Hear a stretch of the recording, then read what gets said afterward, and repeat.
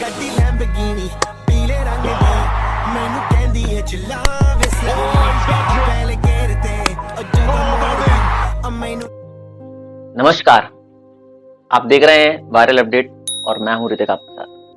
जैसा कि आप सभी को पता है कि इस मंगलवार को भारत के राष्ट्रपति द्रौपदी मुर्मू ने भारतीय तेज गेंदबाज मोहम्मद शमी को अर्जुन अवार्ड से सम्मानित किया है। यह अवार्ड उनके लिए वर्ष 2023 में 50 ओवर के क्रिकेट मैच में वर्ल्ड कप में सबसे ज्यादा तेज विकेट लेने के लिए मिला है। हम सभी जानते हैं कि मोहम्मद शमी अपने पिछले कुछ सालों में किन हादसों से गुजरे हैं।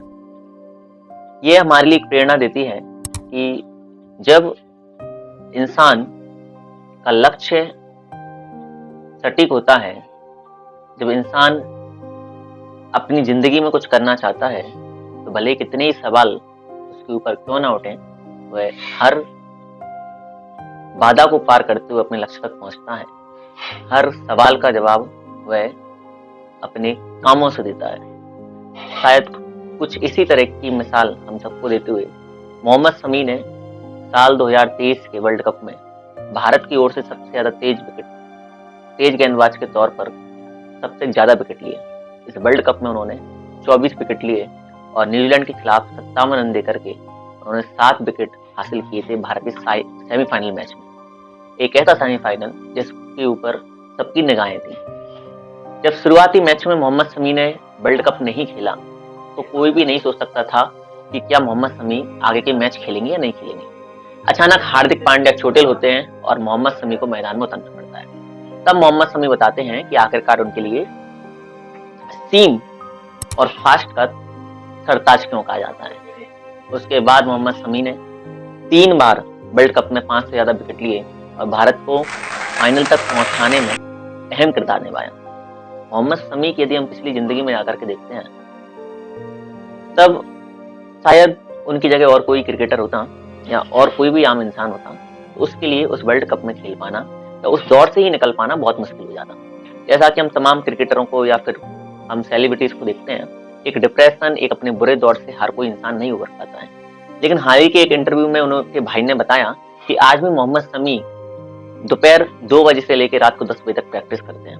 मोहम्मद शमी हर कोई बनना चाहता है, हर कोई अर्जुन अवार्ड हासिल करना चाहता है, लेकिन कितने लोग हैं जो मोहम्मद शमी की तरह रोज 2 बजे से लेकर के रात को 11 बजे तक प्रैक्टिस कर सकते हैं। इसीलिए कहा जाता है कि where is will there is way. तो जहां पर चाह है वहां पे राह है।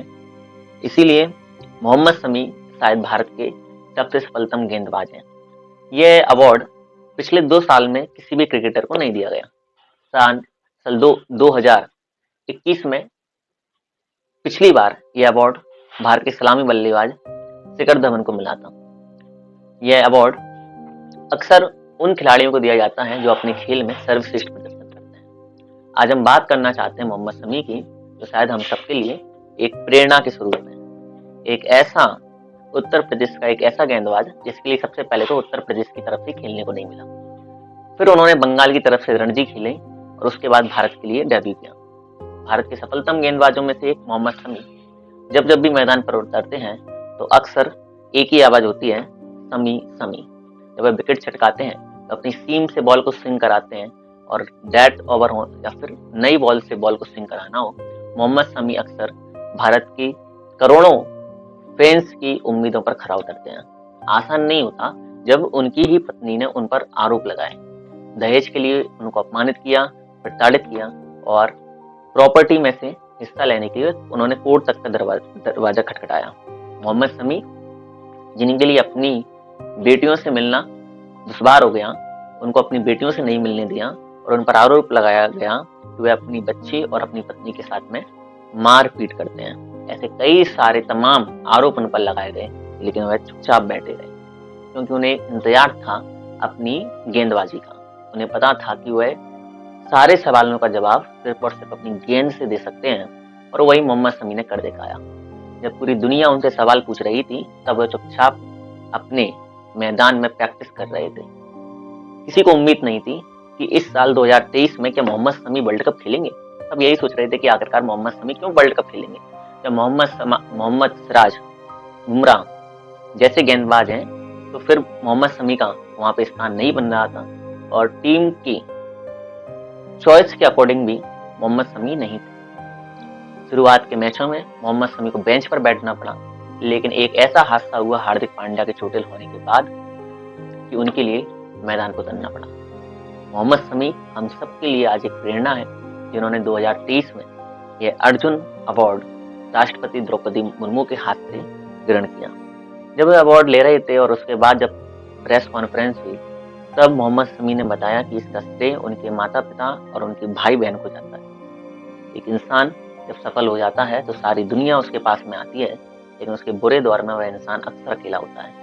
शायद मोहम्मद शमी के दर्द को या उनकी तकलीफ को हम सब शायद थोड़ा सा समझ सकते हैं, लेकिन हम आशा करते हैं कि जिस दौर से उनके लिए गुजरना पड़ा है, ऐसा दुनिया में किसी और के साथ ना हो।